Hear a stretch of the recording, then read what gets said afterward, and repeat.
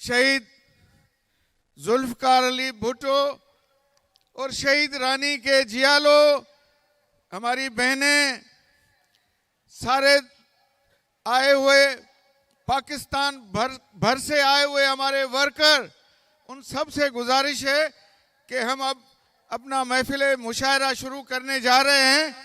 जो भी दोस्त अपने कैंपों में मौजूद हैं वो आएं और हमारे इस महफिल मुशायरा में आके शिरकत करें। जो खराज तहसीन, खराज अकीदत जो पेश करने जा रहे हैं हम, तो उसमें आके शरीक हो जाएं। शहीद रानी मोहतरमा बेनज़ीर भुट्टो साहबा के 16वीं शहादत पे उनको शानदार खराज अकीदत पेश करने के लिए हिस्ब रिवायत, मज़ार committee, Pakistan Peoples Party Sindh की जानिब से महफिल मुशायरा मुनक्किद किया जा रहा है, जिसमें पाकिस्तान से आए हुए नामवर शुरा कराम यहाँ मौजूद हैं।